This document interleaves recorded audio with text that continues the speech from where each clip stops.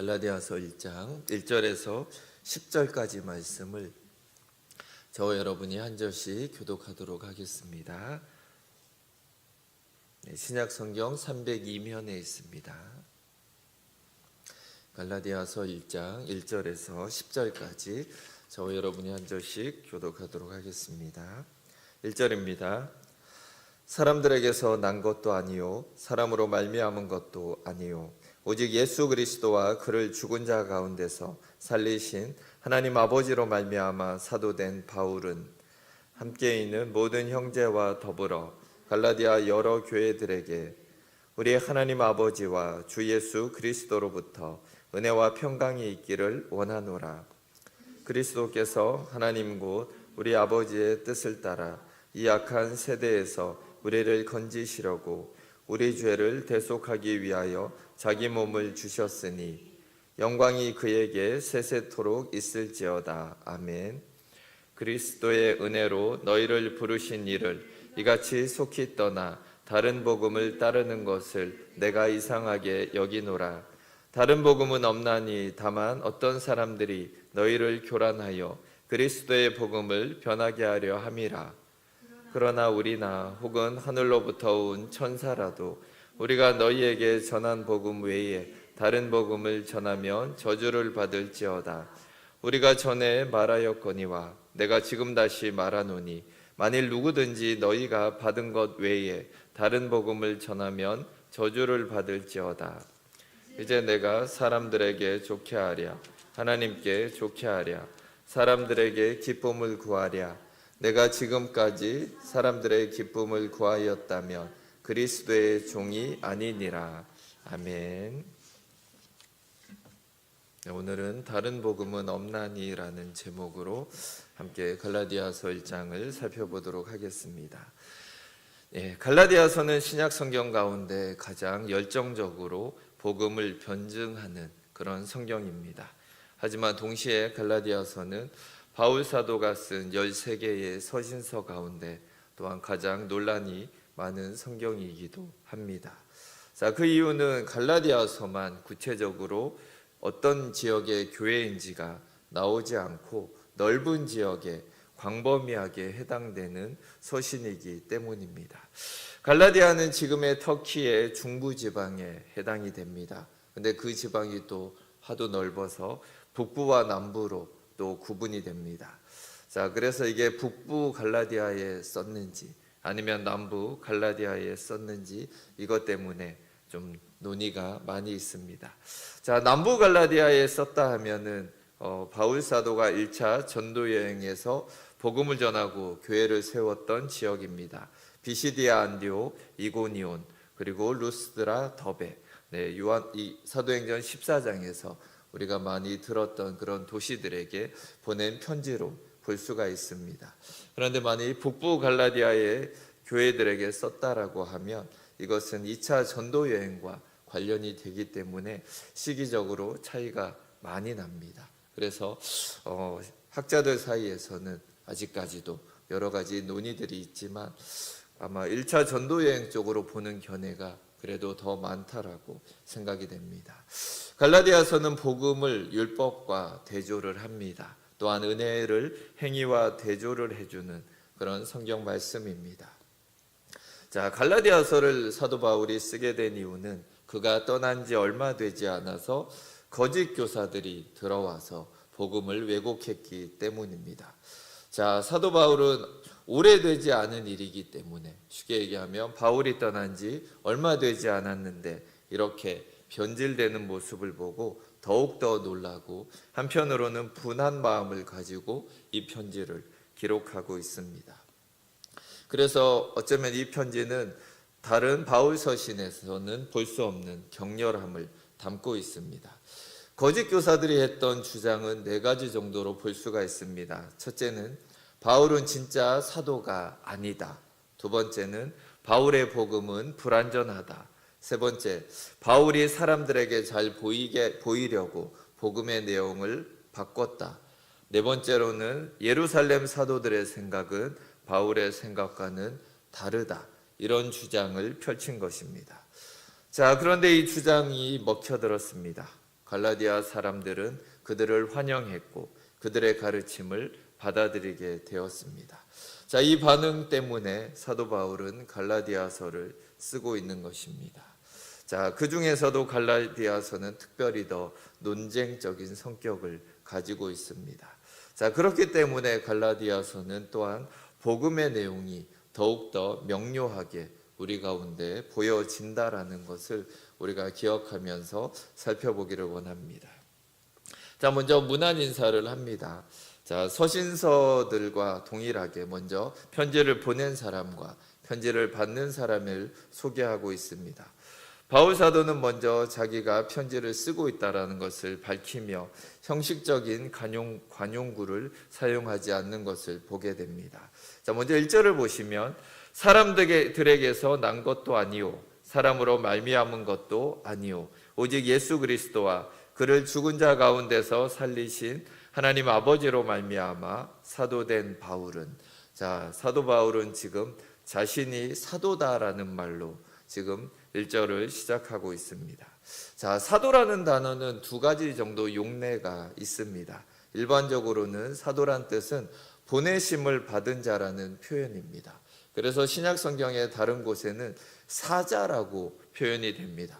자, 이거 동물이 아니라 빌립보서 2장에 보면 에바브로디도를 보낸다라고 할 때 이 표현이 사용되고, 고린도후서 8장에서도 바울이 고린도 교회의 모금을 위해서 보내는 사람들을 이 사도라는 단어가 기록이 되고 있는 것입니다.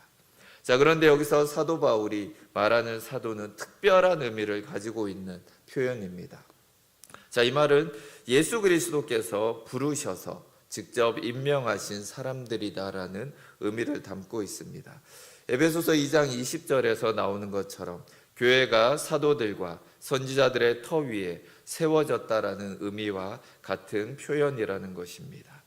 자, 그들은 신약 성경의 저자들이고 그리스도께서 직접 부르신 사람들입니다. 자, 바울 사도는 자기를 이렇게 설명하고 있는 것입니다. 내가 사도가 된 것은 인간으로 기원된 게 아니다. 또한 인간적인 방법을 통한 것도 아니다. 자, 이 말을 하고 있는 것입니다. 왜냐하면 거짓 교사들이 이거에 대해서 바울이 사도가 아니라고 또한 인간의 어떤 기원을 따지고 있었기 때문에, 자, 지금 사도는 나는 태생적으로 받은 직분도 아니고 사람들이 나를 선출해서 보낸 것도 아니다라는 것을 강조하고 있는 것입니다. 교회가 뽑아서 보낸 대표도 아닙니다. 자, 바울의 사도직은 절대적으로 예수 그리스도와 죽은 자 가운데서 그리스도를 살리신 하나님 아버지 곧 성자와 성부로부터 기원하는 것이다라는 것을 강조하고 있는 것입니다. 자, 그렇기 때문에 이 사도직은 누군가에 의해서 계승될 수도 없고, 또한 바울 사도가 또 다른 후계자를 지명할 수도 없는 그런 성격을 가지고 있는 것입니다.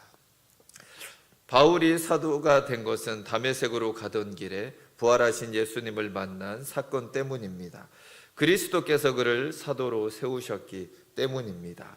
그를 세우신 분이 부활하신 그리스도 자신이고, 또한 그리스도를 다시 살리신 하나님 아버지 자신이라고 말하고 있는 것입니다. 바울 사도가 참으로 예수 그리스도와 하나님 아버지께서 임명하신 사도라면 그가 전하고 있는 복음은 하나님의 말씀이라는 것을 확증해 주는 것이 되는 것입니다. 자, 바울 사도의 권위는 하나님으로부터 나온 것입니다.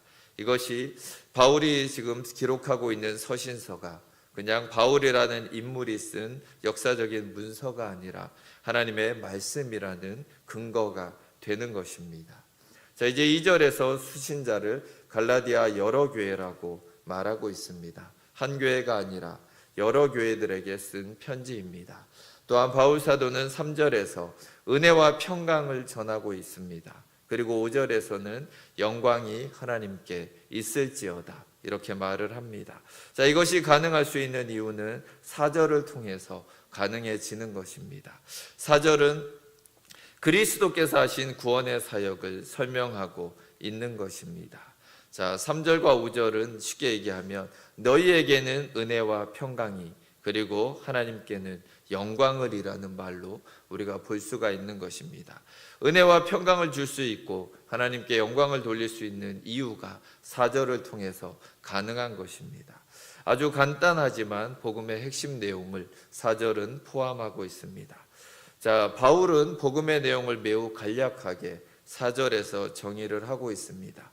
복음은 주관적이기보다는 객관적인 내용을 가지고 있습니다. 그리스도께서 시간과 공간 속에서 우리를 위하여 행하신 일에 기초를 합니다. 자, 이것은 루터가 표현한 대로 보면 우리 밖에서 일어난 일입니다. 복음은 성령께서 우리 안에서 행하시고 계시는 일이 아닙니다.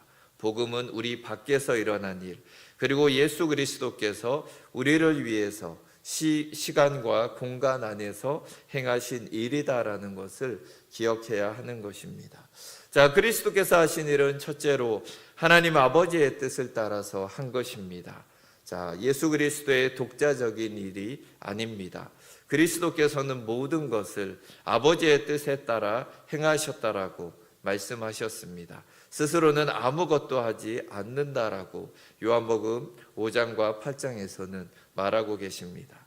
자, 여기서 사도 바울은 구원 사역이 예수 그리스도만의 사역이 아니라 성삼위 하나님이 함께 하신 일이다라는 것을 우리에게 말해주는 것입니다. 두 번째로 구원의 목적을 설명을 합니다. 이 악한 세대에서 우리를 건지시려고. 자, 성경은 우리가 살고 있는 이 시대와 이 세상이 기본적으로 마귀에게 속했다라는 것을 말하고 있습니다. 그래서 마귀는 공중의 권세 잡은 자이고 어두움의 세상 주관자들이고 이 세상의 신이라고 성경에서는 묘사가 됩니다. 그러므로 성경은 이 세상에서 하나님의 백성이 아닌 사람들은 마귀에게 복종하고 충성하는 사람들로 묘사하고 있습니다. 그러나 구원을 받은 사람들은 근본적으로 충성의 대상이 바뀐다라는 것을 우리는 기억해야 하는 것입니다. 그래서 구원은 마귀의 권세, 악한 세대로부터 우리를 건져주신 모든 것이라는 것을 기억해야 하는 것입니다.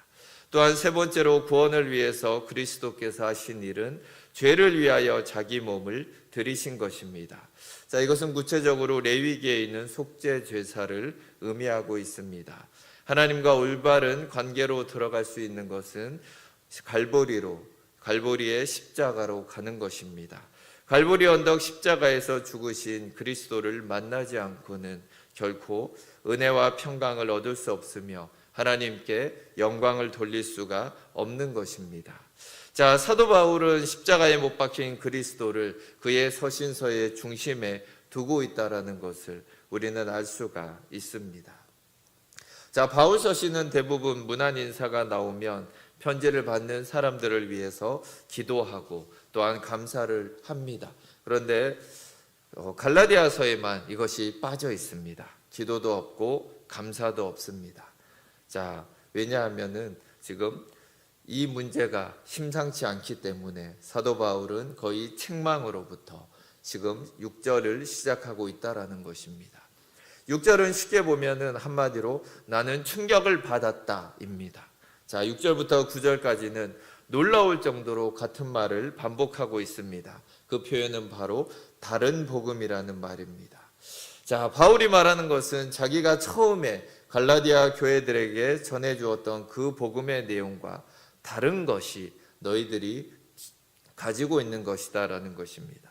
거짓 교사들이 와서 할례와 율법의 지킴을 그들의 구원의 조건에 더해주게 됩니다. 이것을 다른 복음이라고 표현하고 있습니다. 자, 문제는 갈라디아 교인들이 거기에 현혹이 되고 넘어갔다라는 것입니다. 이것이 사도 바울이 충격을 받은 일입니다. 그들이 이렇게 넘어간 것은 배교 행위고 변절 행위에 해당이 됩니다. 이 변절은 그리스도의 복음을 버리지 않고는 절대로 받아들일 수 없는 메시지라는 것입니다. 그들은 자신들을 은혜로 부른 그리스도를 떠난 것입니다. 그리스도를 배신한 것입니다. 그래서 바울은 너희가 이렇게 바울이 놀라는 것은 어떻게 이렇게 빨리 버릴 수 있냐? 하나님의 복음을 버리고 이렇게 거짓된 거를 따라갈 수가 있냐라는 것입니다. 사실 이것은 유래가 있습니다. 이스라엘 백성들이 광야를 걸어갈 때 모세가 그들에게 동일한 말을 한 적이 있습니다. 신명기 9장 12절과 16절을 보시면 내게 이르시되 일어나 여기서 속히 내려가라. 내가 애굽에서 인도하여 낸 내 백성이 스스로 부패하여 내가 그들에게 명한 돌을 속히 떠나 자기를 위하여 우상을 부어 만들었느니라. 내가 본즉 너희가 너희 하나님 여호와께 범죄하여 자기를 위하여 송아지를 부어 만들어서 여호와의 명령하신 돌을 빨리 떠났기로. 자, 지금 사도 바울은 신명기의 말씀을 인용하는 것처럼 보입니다. 이스라엘 백성이 출애굽하자마자 시내산에서 불 속에서 말씀하시는 하나님을 직접 보았습니다. 그런데 모세가 산으로 들어간 지 40일도 되지 않았는데 빨리 하나님을 만들어내라고 말하면서 속히 이들이 하나님을 버리고 송아지를 만드는 것을 보게 됩니다. 자, 이 빨리라는 말이 여호와의 명하신 돌을 떠난 행위를 말하고 있는 것입니다. 자, 모세는 그들을 바라보며 십계명 두 돌판을 던질 정도로 분노를 했습니다. 자, 지금 사도 바울도 마찬가지로 모세처럼 분노를 가지고 갈라디아 교회에 이 편지를 쓰고 있는 것입니다. 그래서 문안 형식 뒤에 기도와 감사도 없이 바로 이들의 잘못을 지적하고 있는 것입니다. 다른 복음은 없습니다. 바울 사도가 다른 복음이라고 말하는 이유는 그들이 말하는 게 복음이어서가 아니라 거짓 교사들이 이것이 자칭 복음이라고 말하고 있기 때문입니다. 바울 사도가 전해주었던 복음만이 참 복음이고 진정한 복음입니다. 그것의 근거가 무엇입니까? 바로 바울의 사도 직분이 하나님과 예수 그리스도로부터 직접 주어진 것이기 때문이라는 사실 때문입니다. 자, 교회의 적은 언제나 밖에서 교회를 핍박하는 세력만이 아닙니다. 오히려 그보다 더 무서운 것은 교회 안에 가만히 들어와서 세력을 펴고 있는 거짓된 가르침, 다시 말하면 다른 복음입니다. 자, 이런 거짓된 가르침은 교회를 쉽게 흔들어 버리고 만다라는 것입니다. 자, 이런 점에서 무엇보다 중요한 것이 바로 복음의 내용입니다. 7절에서 어떤 사람들, 바로 거짓 교사들을 말합니다. 자, 너희를 교란하여 그리스도의 복음을 변하게 하려 함이라. 자, 이들은 그리스도의 복음을 왜곡하는 자들입니다. 왜곡한다라는 말은 어떤 진리의 체계가 복음 안에 있다라는 것을 의미합니다. 복음은 하나의 진리의 체계를 가지고 있습니다.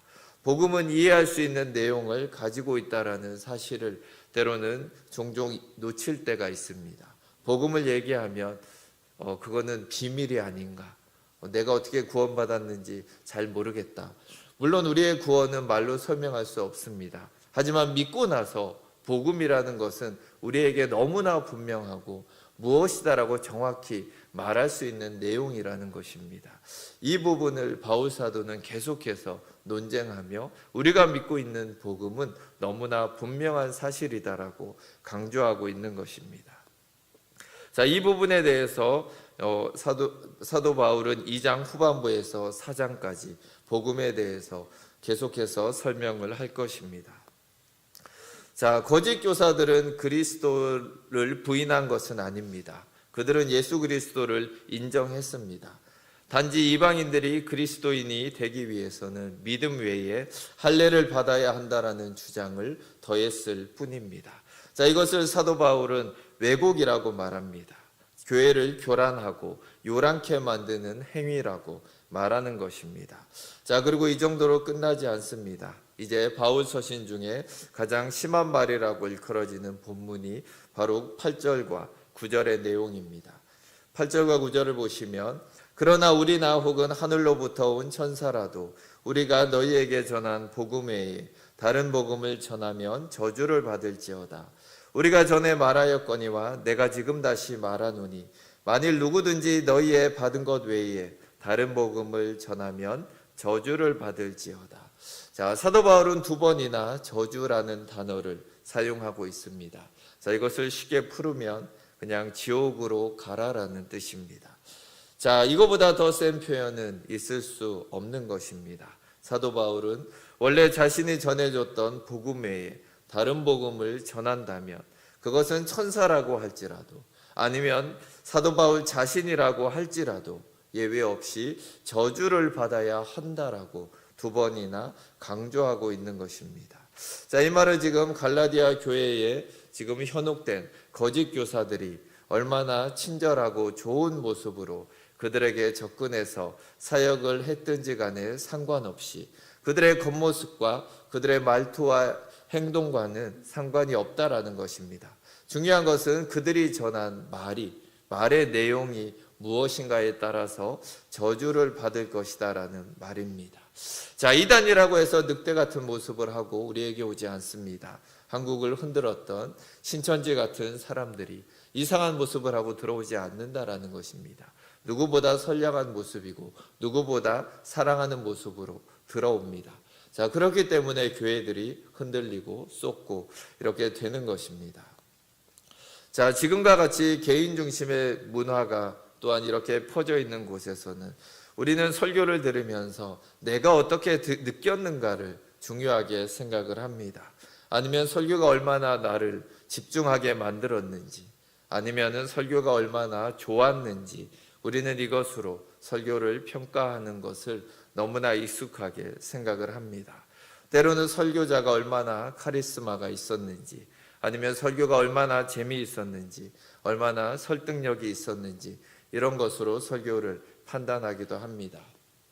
그러나 그런 것보다 더 중요한 것은 바로 얼마나 그 설교자가 신실하게 복음을 전하였는가 하는 것입니다.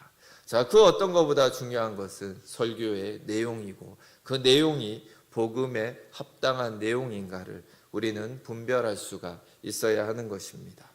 자, 사실 사도 바울의 이런 흥분하는 모습은 우리가 이해할 수가 없는 모습입니다. 왜냐하면 빌립보서에서는 도리어 사도 바울을 시기하는 사람들이 사도 바울을 도리어 속상하게 만들려고 더 열심히 복음을 전하는 사람들을 보게 됩니다. 그런데 사도 바울은 옥중에서 이 사람들을 보면서 도리어 자기가 더 기뻐한다. 어쨌든 전파되는 것이 예수 그리스도이기 때문에 나는 그들을 보면서도 기뻐할 수 있다라고 말을 합니다. 그런데 갈라디아서에서는 전혀 다른 모습을 보여준다라는 것입니다. 자, 이것은 사도 바울의 중심에 있었던 것이 복음을 전하는 사람을 판단하는 기준이 동기나 인품이나 어떤 다른 것이 아니라 그들이 전하고 있는 내용이었다라는 것을 우리에게 말해주는 것입니다. 하지만 이것은 조심해서 들어야 합니다. 이것은 우리의 동기가 중요하지 않다라는 말이 결코 아닙니다. 또한 우리의 태도나 인품이 아무것도 아니라는 말도 아닌 것입니다. 자, 이런 모든 게 다 중요한 덕목입니다. 그러나 전하는 자의 가장 중요한 것은 내용입니다. 아무리 다른 것들이 다 좋다고 해도 내용이 그것을 보장해 주는 것은 아니다라는 것입니다. 사도 바울은 그들이 다른 것은 다 천사처럼 훌륭할지라도 내용이 거짓된 것이라면 그들을 향해서 저주를 선언하고 있는 것입니다. 자, 바울 사도는 갈라디아서를 시작하면서 자기가 사도된 것은 사람으로 말미암은 것이 아니고 오직 예수 그리스도와 죽은 자 가운데서 그리스도를 살리신 하나님 아버지로 말미암은 것이다라고 말씀하였습니다. 자, 우리는 그런 사도들을 통해서 주어진 참 복음인 하나님의 말씀을 가지고 있습니다. 그래서 이 말씀을, 이 성경을 읽고 공부함으로 바른 복음을 이해하고 바른 복음을 알고 바른 복음을 전하는 성도님들이 되시길 축원드립니다. 자, 이제 사도 바울은 자신의 동기를 마지막으로 10절로 고백을 하고 있습니다. 이제 내가 사람들에게 좋게 하랴, 하나님께 좋게 하랴, 사람들에게 기쁨을 구하랴. 내가 지금까지 사람들의 기쁨을 구하였다면 그리스도의 종이 아니니라. 거짓 교사들은 갈라디아 교회 사람들에게 사도 바울의 동기를 의심하도록 만들었을 것입니다. 그래서 사도 바울은 자신의 동기가 어디에 있는지 그것을 분명하게 밝힐 필요를 느낀 것으로 보입니다. 자, 그것은 바로 하나님을 기쁘시게 하려는 마음 때문이지 결코 갈라디아 교인들을 기쁘게 하려는 것이 아니다라는 것입니다. 만일 바울 사도가 사람들을 기쁘게 하려고 했다라면 이렇게 심한 말을 서신으로 쓸 필요가 없었을 것입니다. 갈라디아 교회가 충만해야 할 하나님의 영광이 위험에 처해 있다라는 것을 깨닫게 된 사도 바울은 하나님의 영광을 구하고 하나님의 기쁨을 위해서 이것을 모른 척할 수 없어서 이렇게 또 힘든 말을 갈라디아서에 기록하고 있는 것입니다. 우리는 우리의 모습을 돌아볼 필요가 있습니다. 우리의 행동의 동기는 무엇입니까? 하나님 앞에서 또한 사람들 앞에서 내가 하나님의 기쁨을 위해서 살아가고 있는지 아니면 사람들의 기쁨을 위해서 살아가고 있는가 우리는 돌아볼 필요가 있습니다. 어려운 상황이 닥칠 때가 있습니다. 갈등을 피할 수 없을 때가 있습니다. 그런데 사람들에게만 좋은 사람이기를 원할 때가 많이 있다라는 것입니다. 부모들은 모두 자녀들에게 좋은 부모로 남고 싶습니다. 그래서 웬만하면 큰 소리 내지 않고 혼내지 않고 화내지 않으려고 합니다. 하지만 그들이 잘못할 때 매를 들어야 할 때도 있고 또한 소리를 질러야 할 때도 있고 화를 내야 할 때도 있는 것입니다. 그렇게 하는 부모가 참 부모이고 지금 그들을 진정으로 사랑하는 것이다라는 것입니다. 사도 바울도 지금 그런 마음을 가지고 갈라디아 교인들을 향해서 쓴소리를 하고 있는 것입니다. 갈라디아서 4장 19절은 이렇게 말합니다. 나의 자녀들아 너희 속에 그리스도의 형상을 이루기까지 다시 너희를 위하여 해산하는 수고를 하노니. 이것이 얼마나 고통스러운 일인 줄을 사도 바울은 너무나 잘 알고 있었습니다. 그러나 이것은 그냥 넘겨버릴 수가 없었습니다. 사도 바울은 하나님을 기쁘시게 하는 행동을 하기로 결정을 하였습니다. 우리들의 삶의 모든 상황에서도 우리가 판단하고 결정해야 하는 것이 바로 이것입니다. 하나님이 기쁘시게 하는 것, 하나님이 원하신 것이 무엇인지 그것을 사람들과의 관계가 어려울지라도 때로는 내가 불이익을 당할지라도 선택할 수 있는 믿음이 우리 가운데 있어야 하는 것입니다. 언제나 하나님과의 관계가 인간과의 관계를 좌우하게 만들어야 하는 것입니다. 사도 바울이 끝까지 포기할 수 없었던 원칙은 바로 사람이 아니라 하나님을 기쁘시게 해야 한다라는 생각이었습니다. 이 원칙을 가지고 바울은 사도로서 또한 한 명의 성도로서 그의 삶을 마칠 때까지 바른 길을 걸어갈 수 있었던 것입니다. 우리는 오늘 이 본문을 통해서 볼 수 있는 것은 교회가 거짓된 복음을 무분별하게 용납하고 관용하는 잘못을 버릴 수 있다라는 것입니다. 교리는 중요하지 않고 정말 중요한 것은 사랑과 하나됨이라고 생각하면 안 되는 것입니다. 스스로 그리스도인이라 하면 누구든지 용납해야 한다라는 생각을 하면 안 되는 것입니다. 갈라디아에 왔던 거짓 교사들은 자기들도 그리스도를 사랑한다라고 말했기 때문에 교인들이 쉽게 그들을 받아들이고 용납했던 것입니다. 바로 이것이 갈라디아 교회가 범한 잘못입니다. 우리는 분명 다른 사람을 용납하고 그들을 사랑해야 합니다. 하지만 복음의 진리 안에서 우리는 그들을 사랑하고 품어야 하는 것입니다.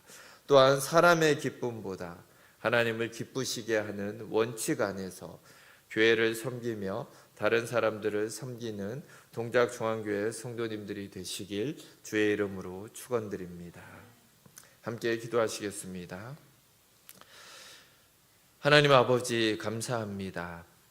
사람을 기쁘게 하려는 것이 아니라 오로지 하나님의 기쁨이 되기 원하는 사도 바울이 갈라디아 교회 교인들을 사랑하는 마음으로 또 이들에게 쓴소리를 기록하는 것을 보게 됩니다. 또 우리도 동일함을 고백합니다. 우리가 하나님의 기쁨을 위해 살아야 합니다. 하지만 살다 보면 다른 사람의 비위를 맞추려 하고 또한 갈등을 피하려고 넘어갈 때가 너무나 많이 있음을 고백합니다. 하지만 진리 안에서 행하는 사랑이 아니라면 우리가 하는 모든 것이 사랑이 아님을 우리가 기억하기 원합니다. 하나님의 진리를 바로 알고 우리가 믿고 있는 복음을 더욱더 분명히 바로 알고 그 복음을 또한 다른 사람에게 전하며 복음 안에서 다른 사람을 사랑하는 동작중앙교회 성도님들이 되게 하여 주시옵소서. 감사드리며 주 예수 그리스도 이름으로 기도드립니다. 아멘.